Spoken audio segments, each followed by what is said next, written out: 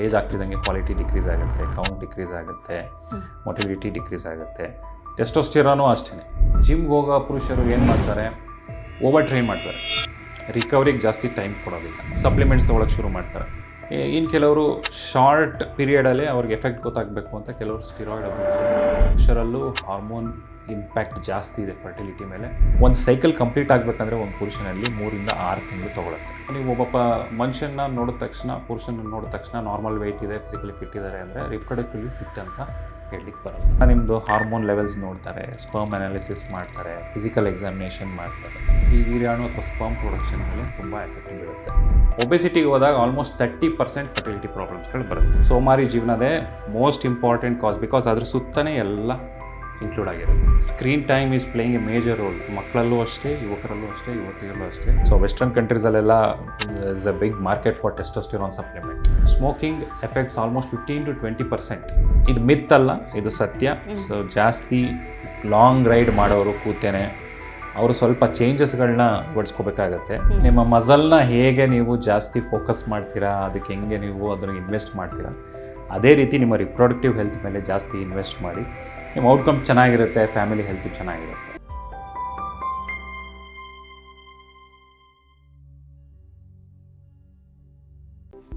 ನಮಸ್ತೆ, ನೀವು ನೋಡ್ತಾ ಇದ್ದೀರಾ ವಿಜಯ ಕರ್ನಾಟಕ.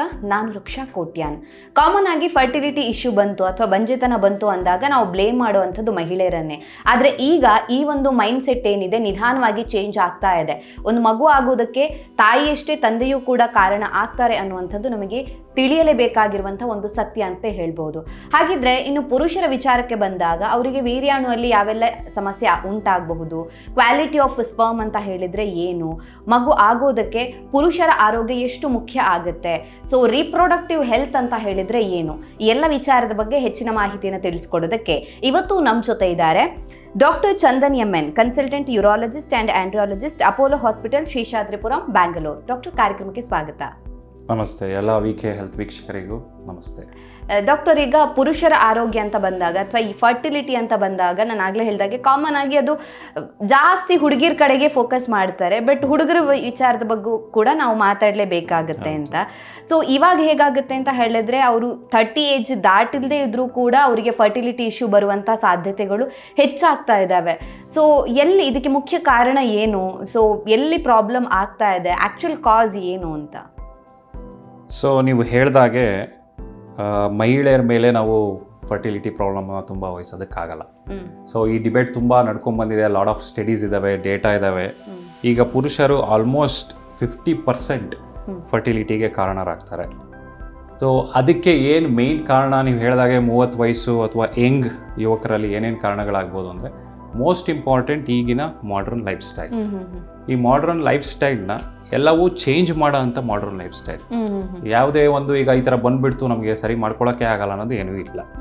ಓಕೆ, ನೀವು ನನಗೆ ಕೇಳಿದ್ರೆ ಸೆಡೆಂಟ್ರಿ ಲೈಫ್ ಸ್ಟೈಲ್, ಸೋಮಾರಿ ಜೀವನದೇ ಮೋಸ್ಟ್ ಇಂಪಾರ್ಟೆಂಟ್ ಕಾಸ್, ಬಿಕಾಸ್ ಅದ್ರ ಸುತ್ತನೇ ಎಲ್ಲ ಇನ್ಕ್ಲೂಡ್ ಆಗಿರುತ್ತೆ. ಜಾಸ್ತಿ ಹೊತ್ತು ಕೂತ್ಕೊಳ್ಳೋದಾಗಲಿ, ಫಿಸಿಕಲ್ ಆ್ಯಕ್ಟಿವಿಟಿ ಮಾಡದಿರೋದಾಗಲಿ, ಅವರ ಸ್ಲೀಪ್ ಪ್ಯಾಟ್ರನ್ ತುಂಬ ಆಲ್ಟರ್ಡ್ ಆಗಿರುತ್ತೆ. ಸೊ ಮಿನಿಮಮ್ 8 hours ಸ್ಲೀಪ್ ಮಾಡಲೇಬೇಕು. ಆಮೇಲೆ ಅನ್ಯೂಶುವಲ್ ಸ್ಟ್ರೆಸ್, ಈ ಅರ್ಬನ್ ಸ್ಟ್ರೆಸ್ ಅಂತ ಏನು ಬಂದಿದೆ ಈಗ ಹೊಸದಾಗಿ, ಅದು screen time is playing a major role. ಮಕ್ಕಳಲ್ಲೂ ಅಷ್ಟೇ, ಯುವಕರಲ್ಲೂ ಅಷ್ಟೇ, ಯುವತಿಯಲ್ಲೂ ಅಷ್ಟೇ. ಸ್ಕ್ರೀನ್ ಟೈಮ್ ಜಾಸ್ತಿ ಯೂಸ್ ಮಾಡ್ತಾರೆ. ಎಸ್ಪೆಷಲಿ ಮನೆಗೆ ಬಂದ ತಕ್ಷಣ ಮೊಬೈಲ್ ನೋಡೋಕ್ಕೆ ಶುರು ಮಾಡ್ತಾರೆ. ಸೊ ಅದರಿಂದ ಏನಾಗುತ್ತೆ, ಬ್ಲೂ ಲೈಟ್ ಜಾಸ್ತಿ ಬೀಳುತ್ತೆ, ಮೆಲಟೋನಿನ್ ಡಿಕ್ರೀಸ್ ಆಗುತ್ತೆ, ಅದರಿಂದ ಹಾರ್ಮೋನ್ ಇಂಬ್ಯಾಲೆನ್ಸ್ ಜಾಸ್ತಿ ಆಗುತ್ತೆ. ಇದೆಲ್ಲರ ಜೊತೆಗೆ ಹ್ಯಾಬಿಟ್ಸ್ಗಳಿರುತ್ತೆ, ಸ್ಮೋಕಿಂಗ್, ಆಲ್ಕೋಹಾಲ್, ಅವ್ರದ್ದು ವೆಯ್ಟ್ ಗೇನಿಂಗ್ ಆಗಲಿ, ಇದೆಲ್ಲದು ಇನ್ಕ್ಲೂಡ್ ಆದಮೇಲೆ ಈ ರೀತಿ ಲೈಫ್ ಸ್ಟೈಲ್ ಚೇಂಜಸ್ ಆದಮೇಲೆ ಸೊ ಅದೇನಕ್ಕೆ ರಿಫ್ಲೆಕ್ಟ್ ಆಗುತ್ತೆ, ನೀವಾಗಲೇ ಹೇಳಿದಾಗೆ sperm quality, sperm concentration, sperm motility, DNA integrity, ಇದೆಲ್ಲದ್ರ ಮೇಲೂ ಪರಿಣಾಮ ಬೀಳುತ್ತೆ. ಓಕೆ. ಸೊ ಮೇಜರ್ಲಿ ನಮ್ಮ ಲೈಫ್ ಸ್ಟೈಲ್ ಅಂದರೆ ಇವಾಗಿನ ಜೀವನ ಶೈಲಿನೇ ಮುಖ್ಯ ಕಾರಣ ಆಗುತ್ತೆ ಅಂತ. ಬಟ್ ಅವ್ರು ನೋಡೋದಕ್ಕೆ ಹೆಲ್ದಿಯಾಗೆ ಕಾಣ್ತಾರೆ, ಏನು ಪ್ರಾಬ್ಲಮ್ಸ್ ಕಾಣಿಸೋದಿಲ್ಲ. ಈಗ ನಮ್ಗೆ ಬೇರೆ ಏನೋ ಹೆಲ್ತ್ ಇಶ್ಯೂ ಆಯಿತು ಅಂದಾಗ ಅಟ್ಲೀಸ್ಟ್ ನೋಡೋದಕ್ಕೆ ಗೊತ್ತಾಗುತ್ತೆ. ಬಟ್ ಈ ಥರ ಬಂದಾಗ, ಈಗ ರಿಪ್ರೊಡಕ್ಟಿವ್ ಹೆಲ್ತ್ ಅಂತ ಬಂದಾಗ ಅವ್ರನ್ನ ನೋಡಿದಾಗ ಏನಾದರೂ ಗೊತ್ತಾಗುತ್ತಾ ಹೇಗೆ ಅಂತ? ಕರೆಕ್ಟ್, ನೀವು ಹೇಳೋದು ಈಗ ಫಿಸಿಕಲಿ ಹೆಲ್ತ್, ಒಬ್ಬ ಪುರುಷ ಫಿಸಿಕಲಿ ಹೆಲ್ತ್ ಅಂತ ಹೇಳಿದ್ರೆ ಒಂದು ನೀವು ಒಳ್ಳೆ ಜಿಮ್ ಬಾಡಿ ಆಗಿರ್ಬೋದು ಅಥವಾ ವೆಯ್ಟ್ ಮ್ಯಾನೇಜ್ಮೆಂಟ್ ಆಗಿರ್ಬೋದು, ಸೊ ಇದೆಲ್ಲ ಓವರ್ ಆಲ್ ವೆಲ್ ಬೀಯಿಂಗ್ ಅವ್ರು ಚೆನ್ನಾಗೇ ಇರ್ತಾರೆ. ನೋಡೋದಕ್ಕೆ ಫಿಟ್ ಆಗಿನೇ ಇರ್ತಾರೆ. ಕರೆಕ್ಟ್. ಸೊ ರಿಪ್ರೊಡಕ್ಟಿವ್ ಹೆಲ್ತ್ ಅನ್ನೋದು ಇದ್ರ ಮೇಲೂ ಡಿಪೆಂಡ್ ಆಗುತ್ತೆ. ಬಟ್ ಎಂಟೈರ್ಲಿ ನಾವು ಒಬ್ಬ ಪುರುಷನ ನೋಡಿದ ತಕ್ಷಣ ಓಕೆ ಇವ್ರು ರಿಪ್ರೊಡಕ್ಟ್ಲಿ ಫಿಟ್ ಇದ್ದಾರೆ ಅಂತ ಹೇಳಲಿಕ್ಕಾಗಲ್ಲ. ಲಾಟ್ ಆಫ್ ಅದರ್ ಫ್ಯಾಕ್ಟರ್ಸ್ಗಳು ಇನ್ಫಾರ್ಮ್ ಆಗುತ್ತೆ. ಹಾರ್ಮೋನ್ ಬ್ಯಾಲೆನ್ಸ್ ಚೆನ್ನಾಗಿರ್ಬೇಕು ಅವರಲ್ಲಿ. ಸೊ ಟೆಸ್ಟೋಸ್ಟಿರಾನ್ ಲೆವೆಲ್ ನಾರ್ಮಲ್ ಇದೆಯಾ ಕಡಿಮೆ ಇದೆಯಾ ಅನ್ನೋದನ್ನ ಗೊತ್ತಾಗಬೇಕಾಗುತ್ತೆ. ಓಕೆ, ಅದ್ರ ಜೊತೆಗೆ ಅವ್ರ ಹ್ಯಾಬಿಟ್ಸ್ಗಳು ಗೊತ್ತಿರೋಲ್ಲ ನಿಮಗೆ. ಫಿಸಿಕಲಿ ಆಕ್ಟಿವ್ ಇರ್ತಾರೆ, ಈ might be smoking effects almost 15 to 20% of fertility problems in men. ಅದ್ರ ಜೊತೆಗೆ ಅವರಿಗೆ ಬೇರೆ ಎಂಡೋಕ್ರೈನ್ ಇಶ್ಯೂಸು, ಥೈರಾಯ್ಡ್ ಪ್ರಾಬ್ಲಮ್ ಇರ್ಬೋದು. ಓಕೆ, ಆ್ಯಂಡ್ ಫಿಸಿಕಲಿ ಅವರಿಗೆ ವ್ಯಾರಿಕೋಸಿಲಿನ ಪ್ರಾಬ್ಲಮ್ ಇರ್ಬೋದು. ಸೊ ಇದೆಲ್ಲ ಫರ್ಟಿಲಿಟಿ ಮೇಲೆ ಎಫೆಕ್ಟ್ ಆಗುತ್ತೆ. ಓಕೆ, ಸೊ ಲೈಫ್ ಸ್ಟೈಲ್ ವಿಚಾರ ಅಂತ ಬಂದಾಗ ನೀವು ಹೇಳಿದ್ರಿ ವೆಯ್ಟ್ ಗೇನ್ ಆಗೋದು, ತೂಕ ಹೆಚ್ಚಾಗೋದು ಅಂತ. ಹಾಗಿದ್ರೆ ಒಬ್ಬ ವ್ಯಕ್ತಿ ಅಥವಾ ಒಬ್ಬ ಪುರುಷ ನೋಡೋದಕ್ಕೆ ತುಂಬ ದಪ್ಪ ಇದ್ದಾರೆ, ಅವರಲ್ಲಿ ಒಬೇಸಿಟಿ ಇತ್ತು ಅಂತ ಹೇಳಿದಾಗ ಅವರಿಗೆ ಪ್ರಾಬ್ಲಮ್ ಆಗುವಂಥ ಚಾನ್ಸಸ್ ಎಷ್ಟಿರುತ್ತೆ? ಅಂದರೆ ಅವರ ಸ್ಪರ್ಮಲ್ಲಿ ಏನಾದರೂ ಇಶ್ಯೂಸ್ ಆಗುವಂಥ ಚಾನ್ಸಸ್ ಎಷ್ಟು ಮಟ್ಟಿಗಿರುತ್ತೆ ಅಂತ? ಆಲ್ಮೋಸ್ಟ್ 20-30% ಜನರು ಯಾವಾಗ ವೆಯ್ಟ್ ಗೇನ್ ಆಗ್ತಾರೆ ಅವರನ್ನು ಕ್ಲಾಸಿಫೈ ಮಾಡಿದ್ರೆ ಓವರ್ ವೆಯ್ಟ್ ಅಂತ ಬರ್ತಾರೆ. ಅದಕ್ಕಿಂತ ಜಾಸ್ತಿ ಬಂದಾಗ ಒಬೆಸಿಟಿ ಅಂತ ಬರುತ್ತೆ. ಸೊ ವೆಯ್ಟ್ ಗೇನ್ ಆದವರು ಓವರ್ ವೆಯ್ಟ್ ಕ್ಯಾಟಗರಿಗೆ ಹೋದರೆ ಅವರಲ್ಲಿ ಆಲ್ಮೋಸ್ಟ್ 10 to 15% ಫರ್ಟಿಲಿಟಿ ಪ್ರಾಬ್ಲಮ್ ಬರುತ್ತೆ. ನೆಕ್ಸ್ಟ್ ಅದರಲ್ಲೂ ಅವರು ಏನು ಮಾಡಿಫೈ ಮಾಡ್ಕೊಂಡಿಲ್ಲ ಅಂದರೆ ಒಬೆಸಿಟಿ ಕ್ಯಾಟಗರಿಗೆ ಹೋಗ್ತಾರೆ. ಒಬೆಸಿಟಿಗೆ ಹೋದಾಗ ಆಲ್ಮೋಸ್ಟ್ 30% ಫರ್ಟಿಲಿಟಿ ಪ್ರಾಬ್ಲಮ್ಸ್ಗಳು ಬರುತ್ತೆ. Okay, correct. ಹಾಗಿದ್ರೆ ಈಗ ನೋಡೋದಕ್ಕೆ ಸಣ್ಣ ಇದ್ದವರು ಲೀನ್ ಪೀಪಲ್ ಅಲ್ಲಿ ಇಶ್ಯೂಸ್ ಬರೋದಿಲ್ವಾ ಅನ್ನೋ ಒಂದು ಡೌಟ್ ಬರುತ್ತೆ, ಹೇಗೆ ಅಂತ? ಸೊ ಈಗ ಬಾಡಿ ವೆಯ್ಟ್ ನಾರ್ಮಲ್ ಇದೆ, ಫಿಸಿಕಲಿ ಫಿಟ್ ಆಗಿದ್ದಾರೆ, ಅಂದರೂ ರಿಪ್ರೊಡಕ್ಟಿವ್ ಆಗಲಿ ಫಿಟ್ ಇದ್ದಾರಾ ಇಲ್ವಾ ಅನ್ನೋ ಪ್ರಶ್ನೆಗೆ ಉತ್ತರ ಹೇಳಬೇಕು ಅಂದರೆ, ಒಂದು ನಾರ್ಮಲ್ ಬಾಡಿ ವೆಯ್ಟ್ ಇರೋರಿಗೆ ಇನ್ಸುಲಿನ್ ರೆಸಿಸ್ಟೆನ್ಸ್ ಅನ್ನೋದು ಇರುತ್ತೆ. ಓಕೆ, ಅದ್ರ ಜೊತೆಗೆ ಅವರು ಟೆಸ್ಟೋಸ್ಟಿರಾನ್ ಲೆವೆಲ್ ಎಲ್ಲ ಚೆನ್ನಾಗಿದ್ದಾರೆ, ಟೆಸ್ಟೋಸ್ಟಿರಾನ್ ಲೆವೆಲ್ ಲೋ ಇರುತ್ತೆ ಅವರು. ಲೋ ಟೆಸ್ಟೋಸ್ಟಿರಾನ್ ಅಂದರೆ ಈ ವೀರ್ಯಾಣು ಅಥವಾ ಸ್ಪರ್ಮ್ ಪ್ರೊಡಕ್ಷನ್ ಮೇಲೆ ತುಂಬ ಎಫೆಕ್ಟ್ ಬೀಳುತ್ತೆ. ಅದ್ರ ಜೊತೆಗೆ ಬೇರೆ ವ್ಯಾರಿಕೋಸಿಲಿಟಿ ಅಂತ ಏನು ಹೇಳ್ತೀವಿ, ಟೆಸ್ಟಿಸ್ ಸುತ್ತಮುತ್ತ ಈ ಬ್ಲಡ್ ವೆಸಲ್ಸ್ ಎಲ್ಲ ಏನಾಗಿರುತ್ತೆ ಅದು ಡಿಫೆಕ್ಟಿವ್ ಇರುತ್ತೆ. ಸೊ ಅದರಿಂದ ಏನಾಗುತ್ತೆ, ಅಲ್ಲಿ ಸ್ಪರ್ಮ್ ಪ್ರೊಡಕ್ಷನ್ ಪ್ರಾಬ್ಲಮ್ ಆಗುತ್ತೆ, ಬಿಕಾಸ್ ಟೆಂಪ್ರೇಚರ್ ಜಾಸ್ತಿ ಆಗಿರುತ್ತೆ. ಸೊ ಇದ್ರ ಜೊತೆಗೆ ಥೈರಾಯ್ಡ್ ಡಿಸಾರ್ಡರ್ ಬರ್ಬೋದು, ಅವರಿಗೆ ಬೇರೆ ಹಾರ್ಮೋನಲ್ ಇಶ್ಯೂಸ್ ಇರ್ಬೋದು. ಸರ್ಟೇನ್ ಹಾರ್ಮೋನ್ಸ್ ಏನಕ್ಕೆ ನಿಮಗೆ ಈ ಟೆಸ್ಟೋಸ್ಟಿರಾನ್ ಪ್ರೊಡಕ್ಷನ್ ಮತ್ತು ಸ್ಪರ್ಮ್ ಪ್ರೊಡಕ್ಷನ್ಗೆ ಒಂದು ಸೈಕಲೇ ಇದೆ, ಅದ್ರ ಪ್ರಾಬ್ಲಮ್ಗಳು ಇರ್ಬೋದು, ಪ್ರೊಲ್ಯಾಕ್ಟಿನ್ ಜಾಸ್ತಿ ಇರ್ಬೋದು. ಸೊ ಈ ಥರ ಲಾಟ್ ಆಫ್ ಇಶ್ಯೂಸ್ ಇರುತ್ತೆ. ಸೊ ನೀವು ಒಬ್ಬ ಮನುಷ್ಯನ ನೋಡಿದ ತಕ್ಷಣ, ಪುರುಷನ ನೋಡಿದ ತಕ್ಷಣ ನಾರ್ಮಲ್ ವೆಯ್ಟ್ ಇದೆ, ಫಿಸಿಕಲಿ ಫಿಟ್ ಇದ್ದಾರೆ ಅಂದರೆ ರಿಪ್ರೊಡಕ್ಟಿವ್ಲಿ ಫಿಟ್ ಅಂತ ಹೇಳಲಿಕ್ಕೆ ಬರಲ್ಲ. ಓಕೆ, ಯಾಕಂದರೆ ನೀವು ಹೇಳಿದರೆ ಹಾರ್ಮೋನ್ ಪ್ರಾಬ್ಲಮ್ಸ್ ಕೂಡ ಇರಬಹುದು ಅಂತ. ಆದರೆ ಹಾರ್ಮೋನ್ ವಿಚಾರ ಅಂತ ಬಂದಾಗ ನಾವು ಯೂಶಲಿ ಫೋಕಸ್ ಮಾಡೋದು ಹುಡುಗಿರಿಗೆ. ಸೊ ಹಾರ್ಮೋನ್ ವೇರಿಯೇಷನ್ಸ್ ಮಹಿಳೆಯರಲ್ಲೇ ಜಾಸ್ತಿ ಆಗುತ್ತೆ.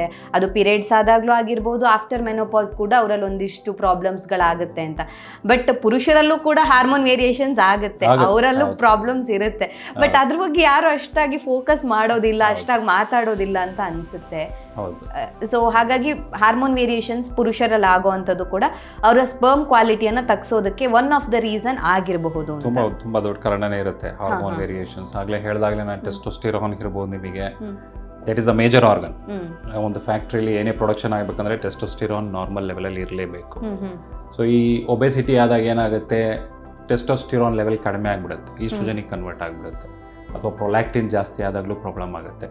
ಅದ್ರ ಜೊತೆ ಬೇರೆ follicle stimulating hormone, luteinising hormone, ಇವೆಲ್ಲ ಲೆವೆಲ್ಸನ್ನು ಕರೆಕ್ಟಾಗಿ ಮಾನಿಟರ್ ಮಾಡಬೇಕಾಗುತ್ತೆ. ಸೊ ಬರೀ ಮಹಿಳೆಯರಲ್ಲಿ ಮಾತ್ರ ಅಲ್ಲ, ಪುರುಷರಲ್ಲೂ ಹಾರ್ಮೋನ್ ಇಂಪ್ಯಾಕ್ಟ್ ಜಾಸ್ತಿ ಇದೆ ಫರ್ಟಿಲಿಟಿ ಮೇಲೆ. ಫರ್ಟಿಲಿಟಿ ಒಂದೇ ಅಲ್ಲ, ಫಿಸಿಕಲ್ ವೆಲ್ ಬೀಯಿಂಗ್ ಆದರೂ ಇರ್ಬೋದು, ಅವ್ರ ಪರ್ಫಾರ್ಮೆನ್ಸ್ ಮೇಲಾದರೂ ಇರ್ಬೋದು. So hormone place A very important role. Okay, ಹಾಗಿದ್ರೆ ಒಬ್ಬ ಪುರುಷನ ಫಿಸಿಕಲ್ ಹೆಲ್ತ್ ಹಾಗೇನೆ ರೀಪ್ರೊಡಕ್ಟಿವ್ ಹೆಲ್ತ್ ಮೇಜರ್ ಡಿಫ್ರೆನ್ಸ್ ಯಾವುದೆಲ್ಲ ಇರುತ್ತೆ ಡಾಕ್ಟರ್, ಒಂದು ಸ್ವಲ್ಪ ಹೇಳೋದಾದರೆ? ಸೊ ಫಿಸಿಕಲಿ ಹೆಲ್ತ್ ಅಂದರೆ ನಿಮ್ಮ ಪ್ರಕಾರ ನೋಡ್ತಿದ್ದಾಗೇ, as we all discuss previously, fit ಇರ್ತಾರೆ. ಸೊ ಜಿಮ್ಗೆ ಹೋಗ್ತಿರ್ತಾರೆ. ಅವರು ಜಿಮ್ಗೆ ಹೋಗ್ಬೇಕಾದ್ರೆ they will alter lot of things. ಒಬ್ಬ ಪುರುಷ ಜಿಮ್ಗೆ ಹೋಗ್ತಿದ್ದಾನೆ ಅಂದರೆ ಅವ್ನು ಪ್ರೋಟೀನ್ ಸಪ್ಲಿಮೆಂಟ್ಸ್ ತೊಗೊತಾನೆ. ಓಕೆ, ಆ ಪ್ರೋಟೀನ್ ಸಪ್ಲಿಮೆಂಟ್ಸ್ನ ರೆಗ್ಯುಲೇಟೆಡ್ ಪ್ರೊಫೆಷ್ನಲಿ ಗೈಡೆಡ್ ಸಪ್ಲಿಮೆಂಟ್ ತೊಗೊಂಡ್ರೆ ಒಳ್ಳೆಯದು. ಇಲ್ಲಾಂದ್ರೆ ಏನಾಗುತ್ತೆ, ಜಾಸ್ತಿ ಓವರ್ ಯೂಸ್ ಮಾಡ್ತಾರೆ ಅನ್ರೆಗ್ಯುಲೇಟೆಡ್ ಪ್ರೋಟೀನ್ ಸಪ್ಲಿಮೆಂಟ್ಸ್. ಅದರಲ್ಲಿ ಏನೇನು ಪ್ರಾಬ್ಲಮ್ ಇರ್ಬೋದು, ಅನಬಾಲಿಕ್ ಸ್ಟಿರಾಯ್ಡ್ಸ್ ಇರ್ಬೋದು, ಗೊತ್ತಾಗದೇ ಇರೋ ಹಾಗೆ ಹೆವಿ ಮೆಟಲ್ಸ್ ಇರ್ಬೋದು. ಸೊ ಇದೆಲ್ಲ ಏನು ಮಾಡುತ್ತೆ, ನಿಮ್ಮ ಫರ್ಟಿಲಿಟಿ ಪ್ರಾಬ್ಲಮ್ನ ಜಾಸ್ತಿ ಇನ್ಕ್ರೀಸ್ ಮಾಡುತ್ತೆ. ಹೇಗೆ ಅಂದರೆ ನಿಮ್ಮ ಟೆಸ್ಟೋಸ್ಟಿರಾನ್ ಮೇಲೆ ಎಫೆಕ್ಟ್ ಬೀಳ್ಬೋದು, ಸ್ಪರ್ಮ್ ಕ್ವಾಲಿಟಿ ಮೇಲೆ ಎಫೆಕ್ಟ್ ಬೀಳ್ಬೋದು, ಸ್ಪರ್ಮ್ ಮೊಟಿಲಿಟಿ ಮೇಲೆ ಎಫೆಕ್ಟ್ ಬೀಳ್ಬೋದು, DNA ಇಂಟಿಗ್ರಿಟಿ ಮೇಲೆ ಎಫೆಕ್ಟ್ ಬೀಳ್ಬೋದು. ಆ್ಯಂಡ್ ಜಿಮ್ಗೆ ಹೋಗೋ ಪುರುಷರು ಏನು ಮಾಡ್ತಾರೆ, ಓವರ್ ಟ್ರೈನ್ ಮಾಡ್ತಾರೆ, ರಿಕವರಿಗೆ ಜಾಸ್ತಿ ಟೈಮ್ ಕೊಡೋದಿಲ್ಲ. ಸೊ ಜೊತೆಗೆ ಸಪ್ಲಿಮೆಂಟ್ಸ್ ತೊಗೊಳಕ್ಕೆ ಶುರು ಮಾಡ್ತಾರೆ. ಇನ್ನು ಕೆಲವರು ಶಾರ್ಟ್ ಪೀರಿಯಡಲ್ಲೇ ಅವ್ರಿಗೆ ಎಫೆಕ್ಟ್ ಗೊತ್ತಾಗಬೇಕು ಅಂತ ಕೆಲವರು ಸ್ಟಿರಾಯ್ಡ್ ಅಬ್ಯೂಸು ಮಾಡ್ತಾರೆ. ಸೊ ಇವೆಲ್ಲ ಫ್ಯಾಕ್ಟರ್ಸ್ಗಳು ಅದರಿಂದ ಪ್ರಾಬ್ಲಮ್ ಆಗೋ ಚಾನ್ಸಸ್ ಇರುತ್ತೆ. ಓಕೆ, ಡಯಾಬಿಟಿಸ್ ಕೂಡ ಇವಾಗ ಏಜ್ ಆದವರಲ್ಲೇ ಬರಬೇಕು ಅಂತಿಲ್ಲ. ಸೊ 25-30 ಕಾಣಿಸ್ಕೊಳ್ಳುತ್ತೆ. ಈಗ ಒಬ್ಬ ಪುರುಷನಿಗೆ ಡಯಾಬಿಟೀಸ್ ಇತ್ತು ಅಂತ ಹೇಳಿದಾಗ ಅವನಿಗೆ ಇದರಲ್ಲೂ ರಿಪ್ರೊಡಕ್ಟಿವ್ ಹೆಲ್ತಲ್ಲಿ ಏನಾದರೂ ಇಶ್ಯೂಸ್ ಆಗೋ ಚಾನ್ಸಸ್ ಏನಾದರೂ ಇರುತ್ತಾ? ಲೈಕ್ ಒಬೇಸಿಟಿ ಹೇಗೆ ಕನೆಕ್ಟೆಡ್ ಆಗಿದೆಯೋ ಅದೇ ರೀತಿ ಡಯಾಬಿಟಿಸ್ ಏನಾದರೂ ಸಂಬಂಧ ಇದೆಯಾ ಅಂತ? ಡಯಾಬಿಟಿಸಿಂದನೂ ಇರುತ್ತೆ. ಬಿಕಾಸ್ ಡಯಾಬಿಟಿಸ್ ಕರೆಕ್ಟಾಗಿ ನೀವು ಮ್ಯಾನೇಜ್ ಮಾಡಲಿಲ್ಲ ಅಂದರೆ ಇನ್ಸುಲಿನ್ ರೆಸಿಸ್ಟೆನ್ಸ್ ಜಾಸ್ತಿ ಆಗುತ್ತೆ. ಇನ್ಸುಲಿನ್ ರೆಸಿಸ್ಟೆನ್ಸ್ ಜಾಸ್ತಿ ಆದಾಗ ಹಾರ್ಮೋನಲ್ ಇಂಬ್ಯಾಲೆನ್ಸ್ ಜಾಸ್ತಿ ಆಗುತ್ತೆ. ಹಾರ್ಮೋನಲ್ ಇಂಬ್ಯಾಲೆನ್ಸ್ ಜಾಸ್ತಿ ಆದಾಗ sperm quality, sperm concentration, DNA integrity ಮೇಲೆಲ್ಲ ಜಾಸ್ತಿ ಪ್ರಾಬ್ಲಮ್ ಆಗ್ಬೋದು. So diabetes is also a major role in ಪುರುಷರ ಈಗ ಸೆಕ್ಷುವಲ್ ಹೆಲ್ತ್ ಬಗ್ಗೆ ಮಾತಾಡೋದಾದರೆ ಡಯಾಬಿಟಿಸ್ ಮ್ಯಾನೇಜ್ಮೆಂಟ್ ತುಂಬ ಇಂಪಾರ್ಟೆಂಟ್. ಆ್ಯಂಡ್ ಈಗಿನ ಕಾಲದಲ್ಲಿ ಜಾಸ್ತಿ ಜನಕ್ಕೆ ಡಯಾಬಿಟಿಸ್ ಬೇಗನೆ ಬರ್ತಾ ಇದೆ, type 2.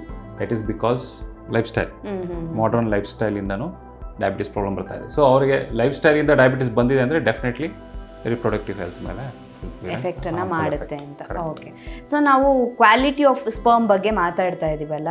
So quality of sperm ಅಂತ ಬಂದಾಗ ಅಲ್ಲಿ ಕೇವಲ ಒಂದು ವಿಚಾರ ಪರ್ಟಿಕ್ಯುಲರ್ಲಿ ಇರೋದಿಲ್ಲ. ಯಾಕಂತ ಹೇಳಿದ್ರೆ ಅದರ ಶೇಪ್ ಹೆಂಗಿದೆ, ಸ್ಪೀಡ್ ಹೇಗಿದೆ, ಅಥವಾ ಅದ್ರ ಓವರ್ ಆಲ್ ವಿಚಾರಗಳು ಅಲ್ಲಿ ಮ್ಯಾಟರ್ ಆಗುತ್ತೆ ಅಂತ, ಅಥವಾ ಕೌಂಟ್ ಎಷ್ಟಿದೆ ಅನ್ನೋದು ಕೂಡ ಮ್ಯಾಟರ್ ಆಗುತ್ತೆ ಅಂತ. ಸೊ ಇದ್ರ ಬಗ್ಗೆ ಹೇಳೋದಾದರೆ ಡಾಕ್ಟರ್? ಸೊ ಒಬ್ಬ ಪುರುಷ ರಿಪ್ರೊಡಕ್ಟಿವ್ಲಿ ಹೆಲ್ತಿ ಅಂತ ಹೇಳಿದ್ರೆ ಒಂದು ಹಾರ್ಮೋನ್ ಬ್ಯಾಲೆನ್ಸ್ ಕರೆಕ್ಟ್ ಇರಬೇಕು. ಹಾರ್ಮೋನ್ ಬ್ಯಾಲೆನ್ಸ್ ಕರೆಕ್ಟ್ ಇದೆ ಅಂದರೆ ಸ್ಪರ್ಮ್ಯಾಟೋಜೆನಿಸಿಸ್ ಕರೆಕ್ಟ್ ಇದೆಯಲ್ವಾ ನೋಡಬೇಕು. ಸ್ಪರ್ಮ್ಯಾಟೋಜೆನಿಸಿಸ್ ಹೇಗೆ ನೋಡ್ತೀವಿ ನಾವು ಅಂದರೆ ಸೆಮೆನ್ ಅನಾಲಿಸಿಸ್ ಮಾಡಿಸ್ತೀವಿ. ಸೆಮೆನ್ ಅನಾಲಿಸಿಸ್ ಮಾಡಿಸಿದಾಗ ಲಾಟ್ ಆಫ್ ಪ್ಯಾರಾಮೀಟರ್ಸ್ ಬಗ್ಗೆ ನಾವು ಗಮನ ಕೊಡಬೇಕಾಗುತ್ತೆ.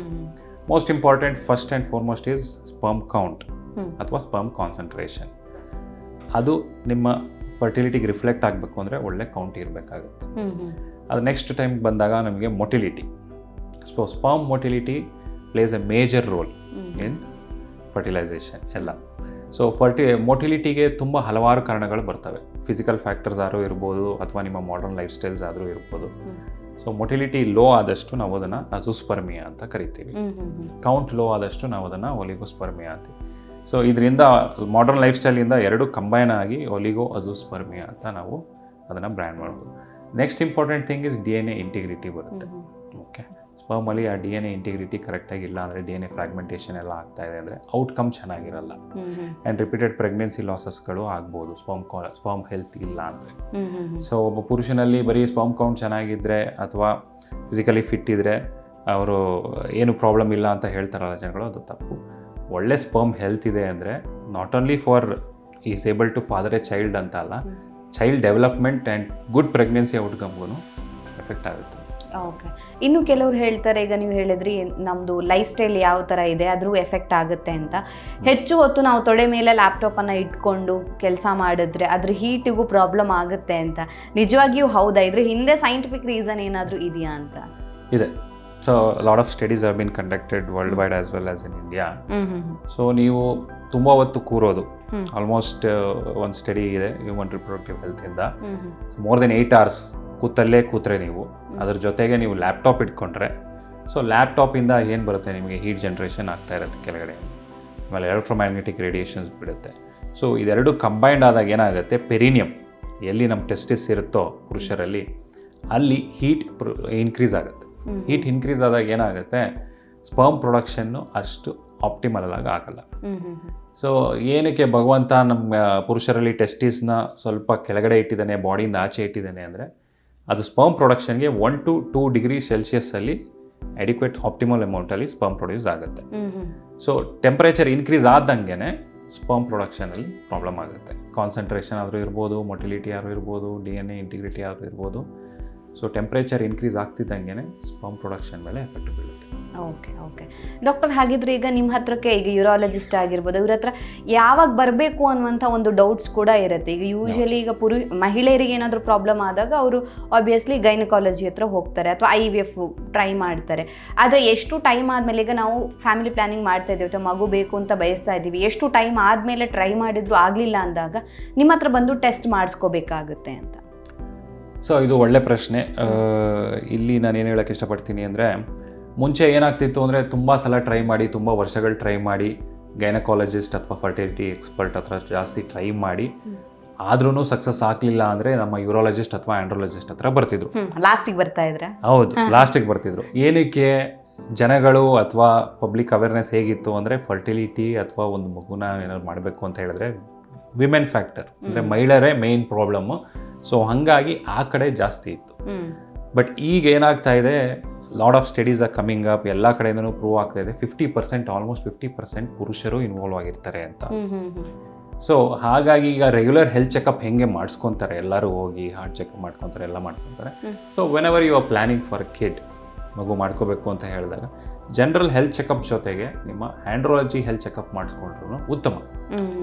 ಬಿಕಾಸ್ ನಿಮಗೆ ಗೊತ್ತಾಗುತ್ತೆ ಏನು ಹೆಂಗೆ ಸ್ಟಾರ್ಟ್ ಮಾಡಬೇಕು, ಯಾವುದನ್ನು ಮಾಡಿಫೈ ಮಾಡಬೇಕು. ಈಗ ಲೈಫ್ ಸ್ಟೈಲ್ ಪ್ರಕಾರ ಮಾಡಿಫೈ ಮಾಡಿದ್ರೆ ಜಸ್ಟ್ ಕೌನ್ಸಿಲಿಂಗಲ್ಲೇ the chances of getting pregnant is more. So ಈಗ ಲೈಫ್ ಸ್ಟೈಲ್ ಫ್ಯಾಕ್ಟರ್ಸ್ ಬಗ್ಗೆ ನಾವು ಇಷ್ಟೊಂದು ಹೇಳಿದ್ವಲ್ಲ, ಆಲ್ಮೋಸ್ಟ್ 40% ಜನಕ್ಕೆ ಯಾರಿಗೆ ಫರ್ಟಿಲಿಟಿ ಪ್ರಾಬ್ಲಮ್ ಇದೆ ಪುರುಷರಲ್ಲಿ, ಅವ್ರು ಇದನ್ನು ಚೇಂಜ್ ಮಾಡಿಕೊಂಡ್ರೆ 40% ಅವರು have fathered a child. Is a big study. So ನೀವೀಗ ಪ್ಲ್ಯಾನ್ ಮಾಡ್ತಾ ಇದ್ದೀರಾ ಅಂದಾಗಲೇ ಆಂಡ್ರಾಲಜಿ ಹೆಲ್ತ್ ಚೆಕಪ್ ಅನ್ನೋದನ್ನು ಒಂದು ಪ್ಯಾಕೇಜಿಗೆ ಹಾಕ್ಕೊಳ್ಳಿ. ಹಾಕ್ಕೊಂಡಾಗ ನಿಮ್ಮದು ಹಾರ್ಮೋನ್ ಲೆವೆಲ್ಸ್ ನೋಡ್ತಾರೆ, ಸ್ಪರ್ಮ್ ಅನಾಲಿಸಿಸ್ ಮಾಡ್ತಾರೆ, ಫಿಸಿಕಲ್ ಎಕ್ಸಾಮಿನೇಷನ್ ಮಾಡ್ತಾರೆ. ಅದರಿಂದ ಏನಾದರೂ ಪ್ರಾಬ್ಲಮ್ಗಳು ಪತ್ತೆ ಆದಲ್ಲಿ ಅದನ್ನು ಇಮಿಡಿಯೇಟ್ಲಿ ನಾವು ಚೇಂಜ್ ಮಾಡ್ಬೋದು ಅಥವಾ ಟ್ರೀಟ್ ಮಾಡ್ಬೋದು. ಸೊ ಹೇಗೆ ವಿಮೆನ್ ಗೈನಕಾಲಜಿಸ್ಟ್ ಹತ್ರ ಹೋಗ್ತಾರೋ ಹಾಗೆ ಪುರುಷರು ಆಂಡ್ರಾಲಜಿಸ್ಟ್ ಬೇಗ ಬಂದಷ್ಟು ರಿಸಲ್ಟ್ ಬೇಗ ಕೊಡೋ ಚಾನ್ಸಸ್ ಇರುತ್ತೆ, ಲೇಟ್ ಆದಷ್ಟು ಪ್ರಾಬ್ಲಮ್ ಇರುತ್ತೆ. ಓಕೆ. ಸೊ ಈ ವಿಚಾರಕ್ಕೆ ರೀಸನ್ ಬಗ್ಗೆ ಒಂದಿಷ್ಟು ಕಾರಣಗಳಿದಾವೆ ಅನ್ನೋದನ್ನ ಹೇಳಿದ್ರಿ. ಇನ್ನೂ ಕೆಲವರು ಹೇಳ್ತಾರೆ ಲಾಂಗ್ ರೈಡ್ ಮಾಡೋದು ಅಥವಾ ಡೈಲಿ ಈಗ ದೂರದಿಂದ ಟ್ರಾವೆಲ್ ಮಾಡಬೇಕು ಅಂತ ಹೇಳಿದ್ರೆ ಹೆಚ್ಚು ಹೊತ್ತು ಬೈಕಲ್ಲಿ ಕೂರ್ಬೇಕಾಗತ್ತೆ, ಹೆಚ್ಚು ಬೈಕ್ ರೈಡ್ ಮಾಡೋದು ಕೂಡ ಪ್ರಾಬ್ಲಮ್ ಆಗುತ್ತಾ ಅಥವಾ ಇದೊಂದು ಮಿತ್ ಅಂತ ಹೇಳ್ತೀರಾ, ಹೇಗೆ ಅಂತ? ಇದು ಒಳ್ಳೆ ಪ್ರಶ್ನೆ. ಬೈಕ್ ರೈಡ್, ಎನಿ ರೈಡ್, ಈಗ ಒಬ್ಬ ಪುರುಷ ಕೂತಿರ್ತಾನೆ ಅಂತ ಹೇಳಿದ್ರೆ will be sitting on is perineum, scrotum ಎಲ್ಲದು ಕಾಂಟ್ಯಾಕ್ಟಿಗೆ ಬರುತ್ತೆ. ಸೊ ಸಿಂಪಲ್ ಕಾನ್ಸೆಪ್ಟ್ ಅಂದರೆ ಈಗ ಜಾಸ್ತಿ ಹೊತ್ತು ಕೂರೋದು ಜೊತೆಗೆ ರೈಡಿಂಗ್ ಜೊತೆಗೆ ಏನಾಗುತ್ತೆ ಅಂತ ಹೇಳಿದಾಗ ಬೈಕ್ ರೈಡ್ ಇರ್ಬೋದು ಅಥವಾ ಪ್ರೊಫೆಷ್ನಲ್ ಡ್ರೈವರ್ಸ್ ಇರ್ಬೋದು. ಸೊ ಕೂತ್ ಮಾಡೋದ್ರಲ್ಲಿ ಏನಾಗುತ್ತೆ, ಟೆಂಪ್ರೇಚರ್ ಇನ್ಕ್ರೀಸ್ ಆಗುತ್ತೆ, ಪೆರಿನಿಯಮಲ್ ಟೆಂಪ್ರೇಚರ್ ಇನ್ಕ್ರೀಸ್ ಆಗುತ್ತೆ. ಸೇಮ್ ಕಾನ್ಸೆಪ್ಟ್, ಟೆಂಪ್ರೇಚರ್ ಇನ್ಕ್ರೀಸ್ ಆದಷ್ಟು ನಿಮ್ಮ ಟೆಸ್ಟಿಸ್ ಏನಾಗುತ್ತೆ, ಸ್ಪರ್ಮ್ ಪ್ರೊಡಕ್ಷನ್ ಮೇಲೆ ತುಂಬ ಎಫೆಕ್ಟ್ ಬೀಳುತ್ತೆ. ಸೊ ಇದು ಮಿತ್ ಅಲ್ಲ, ಇದು ಸತ್ಯ. ಸೊ ಜಾಸ್ತಿ ಲಾಂಗ್ ರೈಡ್ ಮಾಡೋರು ಕೂತೇನೆ ಅವರು ಸ್ವಲ್ಪ ಚೇಂಜಸ್ಗಳನ್ನ ಒಡ್ಸ್ಕೋಬೇಕಾಗತ್ತೆ. ಈಗ ಪ್ರೊಫೆಷ್ನಲ್ ಡ್ರೈವರ್ಸ್ಗೆ ಅವ್ರ ಪ್ರೊಫೆಷನೇ ಅದಾಗಿದ್ದರಿಂದ ಅವರೇನು ಚೇಂಜ್ ಮಾಡೋದಕ್ಕಾಗಲ್ಲ. ಸೊ ಕರೆಕ್ಟ್, ಹೌದು. ಸೊ ಅವರು ಸ್ವಲ್ಪ ಸೀಟ್ನ ಎರ್ಗೊನಾಮಿಕಲಿ ಅಡ್ಜಸ್ಟ್ ಮಾಡ್ಕೋಬೇಕಾಗುತ್ತೆ ಅವ್ರಿಗೆ ತಕ್ಕ ಹಾಗೆ. ಅವ್ರಿಗೆ ಗೊತ್ತಾಗುತ್ತೆ ಎಲ್ಲಿ ಟೆಂಪ್ರೇಚರ್ ಜಾಸ್ತಿ ಆಗ್ತಾ ಇದೆ, ಬಿಸಿ ಆಗ್ತಾ ಇದೆ, ಆ್ಯಂಡ್ ಸೀಸನಲ್ ಮೇಲೂ ಅದ್ರ ಮೇಲೆ ಎಫೆಕ್ಟ್ ಬರುತ್ತೆ. ಸೊ ಡೋನಟ್ ಪಿಲ್ಲೋಸ್ ಯೂಸ್ ಮಾಡ್ಬೋದು. ಓಕೆ, ಸೀಟ್ಸ್ನ ಎರ್ಗೊನಾಮಿಕಲಿ ಚೇಂಜ್ ಮಾಡ್ಬೋದು ಅಥವಾ ಶಾರ್ಟ್ ಬ್ರೇಕ್ಸ್ ತೊಗೊಬೋದು. ಸೊ ಜಾಸ್ತಿ ಹೊತ್ತು ಕೂತಷ್ಟು ಸ್ಪರ್ಮ್ ಪ್ರೊಡಕ್ಷನ್ ಮೇಲೆ ಪ್ರಾಬ್ಲಮ್ ಆಗುತ್ತೆ. ಓಕೆ. ಸೊ ಯೂಶಲಿ ಹೇಳ್ತಾರೆ ಮಹಿಳೆಯರಿಗೆ ಹುಟ್ಟುತ್ತಾನೆ ಒಂದಿಷ್ಟು ಎಗ್ ಅಂತ ಬಂದಿರುತ್ತೆ, ಲೈಕ್ ಎಗ್ ಕೌಂಟ್ ಇದ್ದೇ ಇರುತ್ತೆ ಅಂತ. ಇನ್ ದ ಸೇಮ್ ವೇ ಪುರುಷರಲ್ಲೂ ಬೈ ಬರ್ತಾ ಇರುತ್ತಾ ಅಥವಾ ಆಫ್ಟರ್ ದಟ್ ಚೇಂಜ್ ಆಗುತ್ತೆ, ಹೇಗೆ ಅಂತ? ಇದು ಒಳ್ಳೆ ಪ್ರಶ್ನೆ. ಪುರುಷರಲ್ಲಿ ಏನಂದರೆ ಒಂದು ಕಂಪ್ಲೀಟ್ ಸೈಕಲ್ ಆಗಬೇಕು ಅಂದರೆ, ಸೊ ಈಗ ನಾವೇನೇ ಒಂದು ಪ್ರಾಬ್ಲಮ್ ಪತ್ತೆ ಹಚ್ಚಿದಲ್ಲಿ ಒಬ್ಬ ಪುರುಷನಲ್ಲಿ, ಸೊ ನಾವು ಟ್ರೀಟ್ಮೆಂಟ್ ಸ್ಟಾರ್ಟ್ ಮಾಡ್ತೀವಿ. ನಾವು ಟ್ರೀಟ್ಮೆಂಟ್ ಸ್ಟಾರ್ಟ್ ಮಾಡಿದಾಗ ನೆಕ್ಸ್ಟ್ ನಾವು ಅವನಿಗೆ ಏನಂತ ನಾವು ಅಶ್ಯೂರೆನ್ಸ್ ಕೊಡ್ಬೋದು. ಈಗ ಸ್ಪರ್ಮ್ ಕೌಂಟಲ್ಲಾದರೂ ಆಗ್ಬೋದು, ಮೊಟಿಲಿಟಿಲಾದರೂ ಆಗ್ಬೋದು. ಸೊ ಒಂದು ಸೈಕಲ್ ಕಂಪ್ಲೀಟ್ ಆಗಬೇಕಂದ್ರೆ ಒಂದು ಪುರುಷನಲ್ಲಿ 3 ರಿಂದ 6 ತಿಂಗಳು ತೊಗೊಳುತ್ತೆ. ಓಕೆ, ಕಂಪ್ಲೀಟ್ ಚೇಂಜ್ ಆಗೋದಕ್ಕೆ. ಸೊ ನಾವು ಟ್ರೀಟ್ಮೆಂಟ್ ಕೊಟ್ಟ ಮೇಲೂ ಅಷ್ಟೇ 3 ರಿಂದ 6 ತಿಂಗಳಲ್ಲಿ ಅವ್ರು ಪುನಃ ರಿಪೀಟ್ ಸೆಮೆನ್ ಅನಾಲಿಸಿಸ್ ಮಾಡಿಸ್ತೀವಿ. ಸೊ ಅದರಲ್ಲಿ ನಮಗೆ ರೆಸ್ಪಾನ್ಸ್ ಗೊತ್ತಾಗುತ್ತೆ, ಟ್ರೀಟ್ಮೆಂಟ್ ರೆಸ್ಪಾನ್ಸ್ ಆಗಲಿ ಅಥವಾ ಲೈಫ್ ಸ್ಟೈಲ್ ಚೇಂಜಸ್ ಮಾಡ್ಕೊಂಡ್ಮೇಲೆ ಹೆಂಗಿದೆ ರೆಸ್ಪಾನ್ಸ್ ಆಗಲಿ. It nearly takes around 3 to 6 months. 6 ಮಂತ್ಸಲ್ಲಿ ನಮಗೆ ಅದು ರಿಫ್ಲೆಕ್ಟ್ ಆಗುತ್ತೆ. ಅವ್ರ ಕೌಂಟಲ್ಲಾಗಲಿ, ಮೊಟಿಲಿಟಿಲಾಗಲಿ ಅಥವಾ ಬೇರೆ ಪ್ಯಾರಾಮೀಟರ್ಸಲ್ಲಾಗಲಿ ಅದು ರಿಫ್ಲೆಕ್ಟ್ ಆಗುತ್ತೆ. ಓಕೆ. ಟೆಸ್ಟ್ಗಿಂತ ಮುಂಚೆ ಇಷ್ಟು ದಿನ ನಾವು ಇಂಟರ್ಕೋರ್ಸ್ ಮಾಡಬಾರ್ದು ಆ ಥರ ಏನಾದರೂ ಇರುತ್ತೆ, ರಿಸ್ಟ್ರಿಕ್ಷನ್ಸ್ ಇರುತ್ತೆ, ಹೇಗೆ ಅಂತ? ಹೌದು, ಸೆಮೆನ್ ಕೊಡಬೇಕಾದ್ರೆ ನೀವು ಜನರಲ್ ಇನ್ಸ್ಟ್ರಕ್ಷನ್ಸ್ ಏನಂದರೆ ಯೂಶಲಿ 72 hours ಅಂತ ಹೇಳ್ತಾರೆ ಮಿನಿಮಮ್ ಪೀರಿಯಡ್. 3 days ಬಿಫೋರ್ ನೀವೇನು ಮಾಡಿರಬಾರ್ದು, ಎಜಾಕ್ಯುಲೇಟ್ ಮಾಡಿರಬಾರ್ದು ಅಂತ ಹೇಳ್ತೀವಿ, ಅಂದರೆ ವೀರ್ಯಾಣು ಬಂದಿರಬಾರ್ದು ಆಚೆಗೆ. ಸೊ 4 to 5 days ಕೆಲವು ಲ್ಯಾಬೊರೇಟರೀಸ್ಗಳು ಪ್ರಾಕ್ಟೀಸ್ ಮಾಡ್ತಾರೆ. ಬಟ್ ಐಡಿಯಲಿ 3 ದಿನದವರೆಗೂ ಏನು ಎಜಾಕ್ಯುಲೇಟ್ ಆಗಿರಬಾರ್ದು. ಓಕೆ. ಸೊ ಈ ವಿಚಾರದಲ್ಲಿ ಕೇರ್ಲೆಸ್ ಅಂತೂ ಜಾಸ್ತಿ ಇದ್ದೇ ಇರುತ್ತೆ. ಇನ್ನೂ ಟೈಮ್ ಇದೆ, ನನಗಿನ್ನೂ ಏಜ್ ಇದೆ, ಮುಂದೆ ನೋಡ್ಕೊಳ್ಳೋಣ, ಸದ್ಯಕ್ಕೆ ಬೇಡ ಅಂತ ಕೇರ್ಲೆಸ್ ಮಾಡೋರಿಗೆ ನೀವೇನು ಹೇಳೋಕ್ಕೆ ಇಷ್ಟಪಡ್ತೀರಾ ಅಂತ? ಸೊ ನಾನೇನು ಹೇಳೋಕ್ಕೆ ಇಷ್ಟಪಡೋದು ಅಂದರೆ, ಎಲ್ಲರೂ ಏಜ್ ಆಗೇ ಆಗ್ತಾರೆ ದಿನ ದಿನ. ಸೊ ವೆಯ್ಟ್ ಮಾಡಿದಷ್ಟು ಪ್ರಾಬ್ಲಮ್ ಜಾಸ್ತಿ ಆಗುತ್ತೆ. ಸೊ ದಿನೇ ದಿನೇ ಎಲ್ಲರೂ ಏಜ್ ಆಗ್ತಾನೆ ಇರ್ತಾರೆ. ಆ ಏಜ್ ಜೊತೆಗೆ ಎಲ್ಲ ನಮ್ಮ ಒಳಗಡೆ ಇರೋ ಆರ್ಗನ್ಸ್ಗಳು ಏಜ್ ಆಗ್ತಾ ಇರುತ್ತೆ. ಸೊ ಏಜ್ ಆದಾಗ ಏನಾಗ್ತಾ ಇರುತ್ತೆ, ಸ್ಪರ್ಮ್ ಕ್ವಾಲಿಟಿ ಮೇಲೆ ಎಡ್ತಾ ಬೀಳುತ್ತೆ. ಸೊ ಏಜ್ ಆಗ್ತಿದ್ದಂಗೆ ಕ್ವಾಲಿಟಿ ಡಿಕ್ರೀಸ್ ಆಗುತ್ತೆ, ಕೌಂಟ್ ಡಿಕ್ರೀಸ್ ಆಗುತ್ತೆ, ಮೊಟಿಲಿಟಿ ಡಿಕ್ರೀಸ್ ಆಗುತ್ತೆ.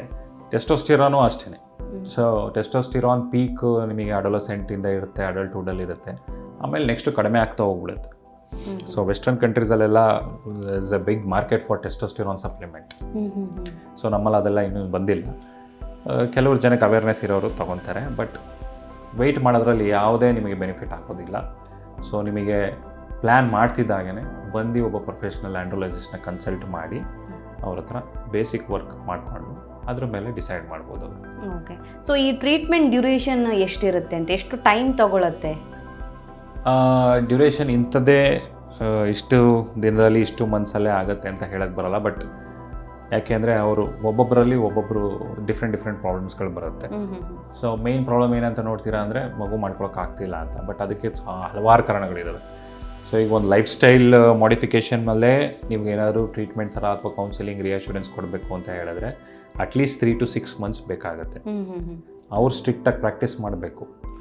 ಅದ್ರ ಬಿಟ್ಟು ನೆಕ್ಸ್ಟು ಏನಾದ್ರು ಸರ್ಜಿಕಲಿ ಕರೆಕ್ಟಬಲ್ ಕಾಸಸ್ ಲೈಕ್ ವ್ಯಾರಿಕೋಸೀಲ್ ಅಂತ ಇದ್ದರೆ ಅಂದರೆ ಸರ್ಜರಿ ಆದ ತಕ್ಷಣ ಒಂದು 3 months ನಾವು ರಿಪೀಟ್ ಮಾಡ್ತೀವಿ ಫಸ್ಟು, ಆಮೇಲೆ ನೆಕ್ಸ್ಟ್ 6 months ಮಾಡ್ತೀವಿ. ಸೊ ಹಾಗಾಗಿ ಡಿಫ್ರೆಂಟ್ ಪ್ರಾಬ್ಲಮ್ಗಳಿಗೆ ಡಿಫ್ರೆಂಟ್ ಟೈಮ್ ಪೀರಿಯಡ್ ಇರುತ್ತೆ. ಯೂಶ್ವಲಿ ನಮಗೆ 3 to 6 months ಹಾಗೆ ನಮಗೇನೋ ಒಂದು ರೆಸ್ಪಾನ್ಸ್ ಸಿಗ್ತಾ ಇದೆಯಾ ಟ್ರೀಟ್ಮೆಂಟಲ್ಲಿ ಅಥವಾ ಟ್ರೀಟ್ಮೆಂಟ್ ಚೇಂಜ್ ಮಾಡಬೇಕಾಗತ್ತಾ ಅನ್ನೋದನ್ನು 6 months ನಾವು ಮಾಡ್ತೀವಿ. ಇದಕ್ಕೆ ಏಜ್ ಲಿಮಿಟ್ ಏನಾದರೂ ಇದೆಯಾ ಡಾಕ್ಟರ್? ಇಷ್ಟು ಏಜ್ ಒಳಗಡೆ ಬಂದರೆ ಓಕೆ ಅಂತ. ಯಾಕಂದರೆ ಮಹಿಳೆಯರಿಗೆ ಒಂದಿಷ್ಟು ಏಜ್ ಲಿಮಿಟ್ ಅಂತ ಇರುತ್ತೆ, ಆದರೆ ಕಂಪ್ಯಾರಿಟಿವ್ಲಿ ಮಹಿಳೆಯರಿಗಿಂತ ಪುರುಷರಲ್ಲಿ ಜಾಸ್ತಿ ಏಜ್ ಆದರೂ ನಡೆಯುತ್ತೆ ಹೇಳ್ತಾರೆ. ಆದರೂ ಒಂದಿಷ್ಟು ಏಜ್ ಲಿಮಿಟ್ ಅಂತ ಇರುತ್ತೆ ಇದರಲ್ಲಿ ಅಂತ.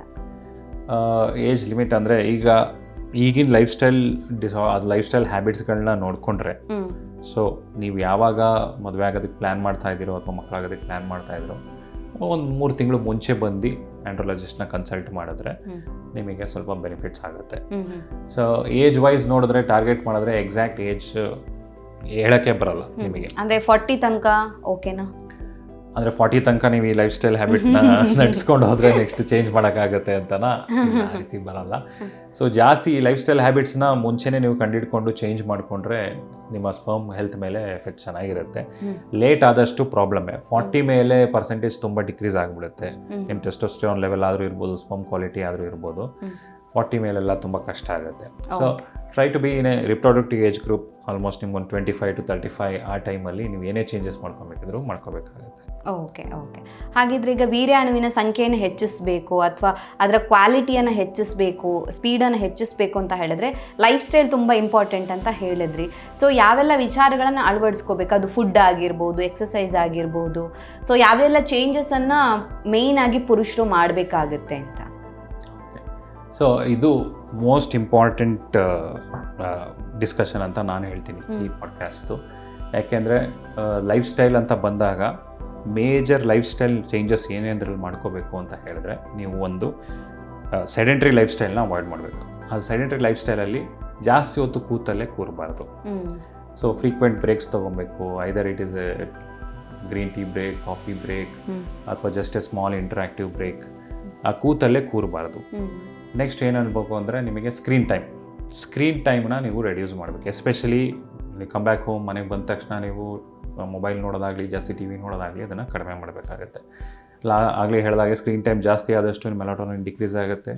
ನಿದ್ದೆ ಮಾಡಿದಷ್ಟು ಟೆಸ್ಟೋಸ್ಟಿರಾನ್ ಜಾಸ್ತಿ ಇನ್ಕ್ರೀಸ್ ಆಗುತ್ತೆ. So 8 hours sleep is very much important. And avoid stress, urban stress. ಈಗಿನ ಕಾಲದ ತುಂಬ ಫಾಸ್ಟ್ ಲೈಫು ಮತ್ತು ನಿಮ್ಮ ವರ್ಕ್ ಪ್ರೆಷರ್ ಆಗಲಿ, ಟ್ರೈ ಟು ಕೋಪ್ ಅಪ್. ನಿಮಗೆ ಗೊತ್ತಾಗುತ್ತೆ ಓಕೆ ಇದನ್ನು ನಾವು ಮಾಡಿದ್ರೆ ಜಾಸ್ತಿ ಸ್ಟ್ರೆಸ್ ಆಗುತ್ತೆ ಅಂತ ಅವಾಯ್ಡ್ ಮಾಡಬೇಕಾಗತ್ತೆ. ಆಮೇಲೆ ನಿಮ್ಮ ಫಿಸಿಕಲ್ ಆ್ಯಕ್ಟಿವಿಟಿ ವೆರಿ ಇಂಪಾರ್ಟೆಂಟ್. ದಿನಕ್ಕೆ 1 to 2 hours ಫಿಸಿಕಲ್ ಆ್ಯಕ್ಟಿವಿಟಿ ಎಲ್ಲ ಪುರುಷರು ಮಾಡಿದ್ರೆ ಈ ಏಜ್ ಗ್ರೂಪಲ್ಲಿ ತುಂಬಾ ಎಫೆಕ್ಟ್ ಆಗುತ್ತೆ, ತುಂಬಾ ಹೆಲ್ಪ್ಫುಲ್ ಇರುತ್ತೆ. And life style habits, smoking avoid ಮಾಡಲೇಬೇಕು. ಅವಾಯ್ಡ್ಗಿನ್ನ ಕ್ವಿಟ್ ಮಾಡಿದ್ರೆ ತುಂಬ ಬೆನಿಫಿಷಿಯಲ್ ಇದೆ. ಬಿಕಾಸ್ ಸ್ಮೋಕಿಂಗ್ ಒಂದು life style habit which has been proved by every country. It has a detrimental effect. ಅಂದರೆ ನಿಮ್ಮ ಸ್ಪರ್ಮ್ ಪ್ರೊಡಕ್ಷನ್ ಆದರೂ ಇರ್ಬೋದು, ಕ್ವಾಲಿಟಿ ಆದರೂ ಇರ್ಬೋದು, ಎಲ್ಲ ಇಂಪೇರ್ಮೆಂಟ್ ಆಗೋದು ಸ್ಮೋಕಿಂಗಿಂದನೇ. ಅದು ಬಿಟ್ಟರೆ ಸಪ್ಲಿಮೆಂಟ್ಸ್, ನೀವು ಪ್ರೋಟೀನ್ ಸಪ್ಲಿಮೆಂಟ್ಸ್ನ ದಯವಿಟ್ಟು ರೆಗ್ಯುಲೇಟೆಡ್ ಪ್ರೋಟೀನ್ ಸಪ್ಲಿಮೆಂಟ್ ತೊಗೊಳ್ಳಿ. ನೀವೇನು ಮಾಡ್ತೀರಾ ಅಂದರೆ ಜಾಸ್ತಿ ಬೇಗ ಎಫೆಕ್ಟ್ ಬರಬೇಕು ಅಂದರೆ ಜಾಸ್ತಿ ಪ್ರೋಟೀನ್ ತೊಗೊಳ್ಳೋದು, ಅನ್ರೆಗ್ಯುಲೇಟೆಡ್ ಜಾಸ್ತಿ ತೊಗೊಳ್ಳೋದು, ಅದೆಲ್ಲ ಮಾಡಿದಾಗ ತುಂಬಾ ಎಫೆಕ್ಟ್ ಬೀಳುತ್ತೆ. ಲಾಸ್ಟ್ ಏನು ಹೇಳಬೇಕು ಅಂದರೆ ನೀವು ಸ್ಟಿರಾಯ್ಡ್ಸ್ ಯೂಸ್ ಮಾಡಬೇಡಿ. ಸ್ಟಿರಾಯ್ಡ್ಸ್ ಯೂಸ್ ಮಾಡಿದಷ್ಟು ಹಾರ್ಮೋನ್ ಇಂಬ್ಯಾಲೆನ್ಸ್ ಆಗುತ್ತೆ, ಸ್ಪರ್ಮ್ ಕ್ವಾಲಿಟಿ ಡಿಟೇರಿಯರೇಟ್ ಆಗುತ್ತೆ. ಸೊ ಇಷ್ಟು ಚೇಂಜಸ್ ಮಾಡಿದ್ರೆ ನಿಮ್ಮ ಲೈಫ್ ಸ್ಟೈಲಲ್ಲಿ ನಿಮ್ಮ sperm health as well as male sexual health ಚೆನ್ನಾಗಿರುತ್ತೆ ಅಂತ ಹೇಳಕ್ಕೆ ಇಷ್ಟ. ಓಕೆ, ಸೊ ಹಾಕುವಂಥ ಕ್ಲಾತ್ ಕೂಡ ಇಂಪಾರ್ಟೆಂಟ್ ಆಗುತ್ತಾ ಹೇಗೆ ಅಂತ? ಹೌದು. ಸೊ ಕೆಲವರು ಟೈಟ್ ಜೀನ್ಸ್ ಅಥವಾ ಟೈಟ್ ಅಂಡರ್ ಗಾರ್ಮೆಂಟ್ಸ್ ಯೂಸ್ ಮಾಡ್ತಾ ಇರ್ತಾರೆ. ಸೊ ಅದು ಮಾಡಿದಾಗ ಬೇಸಿಕ್ ಮೆಕ್ಯಾನಿಸಮ್ ಏನಾಗುತ್ತೆ ಅಂದರೆ ಅಲ್ಲಿ ಟೆಂಪ್ರೇಚರ್ ಜಾಸ್ತಿ ಆಗುತ್ತೆ. ಸೊ ಟೆಂಪ್ರೇಚರ್ ಜಾಸ್ತಿ ಆದಷ್ಟು ಸ್ಪರ್ಮ್ ಪ್ರೊಡಕ್ಷನ್ ಮೇಲೆ ಡಿಟ್ರಿಮೆಂಟಲ್ ಎಫೆಕ್ಟ್ ಬೀಳುತ್ತೆ. ಆಗಲೇ ನಾವು ಡಿಸ್ಕಸ್ ಮಾಡಿದಾಗಲೇ 1 to 2 degree Celsius usually scrotal temperature ಕಡಿಮೆ ಇರುತ್ತೆ ಬಾಡಿ ಟೆಂಪ್ರೇಚರ್ಗಿನ್ನ. ಸೊ ನೀವು ಈ ಟೈಟ್ ಕ್ಲಾತ್ಸ್ ಹಾಕಿದಾಗ ಅಥವಾ ಜಾಸ್ತಿ ಲಿನಿನ್ ಕ್ಲಾತ್ಸ್ ಹಾಕಿದಾಗ ಏನಾಗುತ್ತೆ, ಟೆಂಪ್ರೇಚರ್ ಜಾಸ್ತಿ ಆಗುತ್ತೆ. ಸೊ ನಾವು ಯೂಶಲಿ ಅಡ್ವೈಸ್ ಮಾಡೋದೇನೆಂದರೆ light cotton clothes undergarments use ಮಾಡಿದ್ರೆ ಮೆನ್ನಲ್ಲಿ it will be very much helpful. Okay, ಇದಕ್ಕೆ ಸಂಬಂಧಪಟ್ಟ ಹಾಗೆ ಮಿತ್ಸ್ ಬೇರೆ ಏನಾದರೂ ಇದೆಯಾ ಡಾಕ್ಟರ್? ಮಿತ್ಸ್ ಅಂದರೆ ನಾವು ಆಲ್ರೆಡಿ ಡಿಸ್ಕಸ್ ಮಾಡಿದಾಗಲೇ male gender is a myth. So 50% ಎಲ್ಲ ಪುರುಷರೂ ಇನ್ವಾಲ್ವ್ ಆಗಿರ್ತಾರೆ ಫರ್ಟಿಲಿಟಿ ಮೇಲೆ. ಅದು ಬಿಟ್ಟರೆ ನಾವು ಕೂತ್ರೆ ಏನೂ ಆಗಲ್ಲ ಅನ್ನೋದು, ಪ್ರೊಲಾಂಗ್ ಫಾರ್ ಆಲ್ಮೋಸ್ಟ್ 8 hours ಕೂರ್ತಾರೆ ಈಗಿನ ಎಲ್ಲ IT professionals. So frequent breaks ತೊಗೊಳ್ಳೇಬೇಕು. ಬಿಕಾಸ್ ಅವ್ರು ಹೇಳೋ ಪ್ರಕಾರ ನಾವು ಲ್ಯಾಪ್ಟಾಪ್ ಇಟ್ಕೊಂಡ್ರು ಕೂತ್ರೂ ಏನಿಲ್ಲ, ನಮಗೆ ಏನು ಪ್ರಾಬ್ಲಮ್ ಆಗಿಲ್ಲ, ಫಾದರ್ ಡೇ ಚೈಲ್ಡ್ ಅಂತ. ಸೊ ಎಲ್ಲರೂ ಆಗಲ್ಲ ಅಂತಲ್ಲ, ಯಾರು ಜಾಸ್ತಿ ಅದನ್ನು ಅಳವಡಿಸ್ಕೊಂಡ್ಬಿಟ್ಟಿರ್ತಾರೆ, ಕೂತಲ್ಲೇ ಕೂರೋದು ಮಾಡ್ತಾರೆ, ಫಿಸಿಕಲ್ ಆ್ಯಕ್ಟಿವಿಟಿ ಮಾಡಲ್ಲ, ಅವರಿಗೆಲ್ಲ ಫರ್ಟಿಲಿಟಿ ಪ್ರಾಬ್ಲಮ್ಗಳು ಆಗುತ್ತೆ. ಓಕೆ, ಫುಡ್ಡಲ್ಲಿ ಇಂಥದ್ದೇ ಫುಡ್ಡನ್ನು ಅವಾಯ್ಡ್ ಮಾಡಬೇಕು ಆ ಥರ ಏನಾದರೂ ಇರುತ್ತಾ ಅಂತ? ಫುಡ್ ನಿಮಗೆ ಏನಂದರೆ ಜಾಸ್ತಿ ಕ್ಯಾಲೋರಿ ತೊಗೊಂಡಷ್ಟು ಅದು ವೆಯ್ಟ್ ಮೇಲೆ ರಿಫ್ಲೆಕ್ಟ್ ಆಗುತ್ತೆ. ಸೊ ಬೇಸಿಕ್ ಫುಡ್ ಏನಂದರೆ ನಿಮ್ಮ ವೆಯ್ಟ್ ಮ್ಯಾನೇಜ್ಮೆಂಟ್ ಮೇಲೆ ಡಿಪೆಂಡ್ ಆಗುತ್ತೆ. ಕೆಲವು ಫುಡ್ ಐಟಮ್ಸ್ ತೊಗೊಂಡಷ್ಟು ಕ್ಯಾಲೋರಿ ಜಾಸ್ತಿ ಆಗುತ್ತೆ. ಕ್ಯಾಲೋರಿ ಜಾಸ್ತಿ ಆದಷ್ಟು ಅವ್ರ ಫಿಸಿಕಲ್ ಆ್ಯಕ್ಟಿವಿಟಿ ಚೆನ್ನಾಗಿಲ್ಲ ಅಥವಾ ಸೆಡೆಂಟ್ರಿ ಲೈಫ್ ಸ್ಟೈಲ್ಗೆ ಹೋಗ್ತಾರೆ ಅಂತ ಹೇಳಿದಾಗ ಅವರು ಫುಡ್ ಮೇಲೆ ರಿಫ್ಲೆಕ್ಟ್ ಮಾಡ್ತಾರೆ. ಸೊ ಫುಡ್ ನಿಮಗೆ ಆಬ್ವಿಯಸ್ಲಿ ಎಲ್ಲರೂ ಹೇಳೋದು ಏನಂದರೆ ಫ್ರೂಟ್ಸ್ ತೊಗೋಬೇಕು, ವೆಜಿಟೇಬಲ್ಸ್ ತೊಗೊಬೇಕು, ನಟ್ಸ್ ತೊಗೊಬೇಕು, ಅದೆಲ್ಲ ಹೇಳ್ತಾರೆ. ಅದೆಲ್ಲ ತೊಗೊಂಡಾಗ ನಿಮಗೆ ಎಲ್ಲ ಥರ ಮೈಕ್ರೋ ನ್ಯೂಟ್ರಿಯೆಂಟ್ಸು ಮತ್ತು ಅಮೈನೋ ಆ್ಯಸಿಡ್ಸು, ಆ್ಯಂಟಿ ಆಕ್ಸಿಡೆಂಟ್ಸ್ ಎಲ್ಲ ಸಿಗುತ್ತೆ. ಬಟ್ ಲೈಫ್ ಸ್ಟೈಲ್ನ ಅದ್ರ ಜೊತೆ ನೀವು ಬ್ಲೆಂಡ್ ಮಾಡಿಕೊಂಡಾಗ ಇನ್ನೂ ಎಫೆಕ್ಟ್ ಚೆನ್ನಾಗಿರುತ್ತೆ ಅಂತ ಹೇಳೋಕ್ಕೆ ಇಷ್ಟಪಡ್ತೀನಿ. ಎಕ್ಸಾಕ್ಟ್ ಫುಡ್ ಐಟಮ್ ಥರ ಏನೂ ಇಲ್ಲ. ಓಕೆ, ಇಂಥದ್ದೇ ತಿಂದರೆ ಒಳ್ಳೆಯದು ಆ ಥರ ಏನೂ ಇಲ್ಲ. ಬಟ್ ವೆಯ್ಟ್ ಮ್ಯಾನೇಜ್ಮೆಂಟ್ ಮಾಡಬೇಕು ಅಂತ, obesity one of the reason ಆಗಿರೋದ್ರಿಂದಾಗಿ ತೂಕ ಹೆಚ್ಚಾಗದೇ ಇರೋ ರೀತಿಯಲ್ಲಿ ನೋಡ್ಕೊಳ್ಳೋದು ಮುಖ್ಯ ಆಗುತ್ತೆ ಅಂತ. Thank you so much doctor. ನಮ್ಮ ಇವತ್ತಿನ ಕಾರ್ಯಕ್ರಮದಲ್ಲಿ ಯಾವ ರೀತಿಯಾಗಿ ರಿಪ್ರೊಡಕ್ಟಿವ್ ಹೆಲ್ತ್ ಪುರುಷರಲ್ಲಿ ಮುಖ್ಯ ಆಗುತ್ತೆ, ಸೊ ಫಿಸಿಕಲ್ ಹೆಲ್ತ್ ಹಾಗೇನೆ ರಿಪ್ರೊಡಕ್ಟಿವ್ ಹೆಲ್ತ್ ಇದರ ಮಧ್ಯೆ ಇರುವಂಥ ವ್ಯತ್ಯಾಸ ಏನು, ಡೈಲಿ ಮಾಡುವಂಥ ಯಾವೆಲ್ಲ ಸಣ್ಣ ಸಣ್ಣ ಮಿಸ್ಟೇಕ್ಗಳು ಕೂಡ ಫ್ಯೂಚರಲ್ಲಿ ಅವರಿಗೆ ಮಗು ಬೇಕು ಅಂದಾಗ ಸಮಸ್ಯೆಯನ್ನು ಉಂಟು ಮಾಡಬಹುದು, ಸೊ ಎಲ್ಲ ವಿಚಾರದ ಬಗ್ಗೆ, ಹಾಗೆಯೇ ಅದರ ಜೊತೆಗೆ ಪ್ರೋಟೀನ್ ತಗೊಳ್ಳುವಂಥದ್ದು, ಜಿಮ್ಮಿಗೆ ಹೋಗಬೇಕಾದ್ರೆ ಯಾವೆಲ್ಲ ಮಿಸ್ಟೇಕ್ಸನ್ನು ಮಾಡಬಾರ್ದು, ನೋಡೋದಕ್ಕೆ ಅವರು ಫಿಟ್ ಆಗಿದ್ರು ಕೂಡ ರಿಪ್ರೊಡಕ್ಟಿವ್ ಹೆಲ್ತ್ ಅವ್ರದ್ದು ಹಾಳಾಗಿರುವಂಥದ್ದು ಅಥವಾ ವೇರಿ ಆಗಿರುವಂಥ ಚಾನ್ಸಸ್ ಇರುತ್ತೆ. ಈ ಎಲ್ಲ ವಿಚಾರದ ಬಗ್ಗೆ ನಮ್ಮ ಆಡಿಯನ್ಸ್ಗೆ ಒಂದು ಒಳ್ಳೆಯ ಮಾಹಿತಿನ ತಿಳಿಸ್ಕೊಟ್ಟಿದ್ದೀರಾ. Thank you so much. Thank you so much. ನಿಮ್ಮ ಮಸಲ್ನ ಹೇಗೆ ನೀವು ಜಾಸ್ತಿ ಫೋಕಸ್ ಮಾಡ್ತೀರಾ, ಅದಕ್ಕೆ ಹೆಂಗೆ ನೀವು ಅದನ್ನು ಇನ್ವೆಸ್ಟ್ ಮಾಡ್ತೀರಾ, ಅದೇ ರೀತಿ ನಿಮ್ಮ ರಿಪ್ರೊಡಕ್ಟಿವ್ ಹೆಲ್ತ್ ಮೇಲೆ ಜಾಸ್ತಿ ಇನ್ವೆಸ್ಟ್ ಮಾಡಿ. ನಿಮ್ಮ ಔಟ್ಕಮ್ ಚೆನ್ನಾಗಿರುತ್ತೆ, ಫ್ಯಾಮಿಲಿ ಹೆಲ್ತು ಚೆನ್ನಾಗಿರುತ್ತೆ. Thank you. Thank you sir, thank you so much. ನಮ್ಮ ಇವತ್ತಿನ ಕಾರ್ಯಕ್ರಮದಲ್ಲಿ ರಿಪ್ರೊಡಕ್ಟಿವ್ ಹೆಲ್ತ್ನ ಬಗ್ಗೆ, ಅದರಲ್ಲೂ ಕೂಡ ಫರ್ಟಿಲಿಟಿ ಇಶ್ಯೂ ಅಂತ ಬಂದಾಗ ಪುರುಷರದ್ದು ಕೂಡ ಎಷ್ಟರ ಮಟ್ಟಿಗೆ ಪಾತ್ರ ಇದೆ, ಸ್ಪರ್ಮ್ ಕ್ವಾಲಿಟಿಯನ್ನು ಇಂಪ್ರೂವ್ ಮಾಡುವಂಥದ್ದು ಎಷ್ಟು ಮುಖ್ಯ ಅನ್ನೋದ್ರ ಬಗ್ಗೆ ಡಾಕ್ಟರ್ ನಮಗೆ ಹೆಚ್ಚಿನ ಮಾಹಿತಿನ ತಿಳಿಸ್ಕೊಟ್ಟಿದ್ದಾರೆ. ಆರೋಗ್ಯಕ್ಕೆ ಸಂಬಂಧಿಸಿದಂಥ ಹೆಚ್ಚಿನ ವಿಡಿಯೋಗಳನ್ನು ನಮ್ಮ ವಿಜಯ ಕರ್ನಾಟಕ ಹೆಲ್ತ್ ಪೇಜ್ನಲ್ಲಿ ನೀವು ನೋಡಬಹುದು.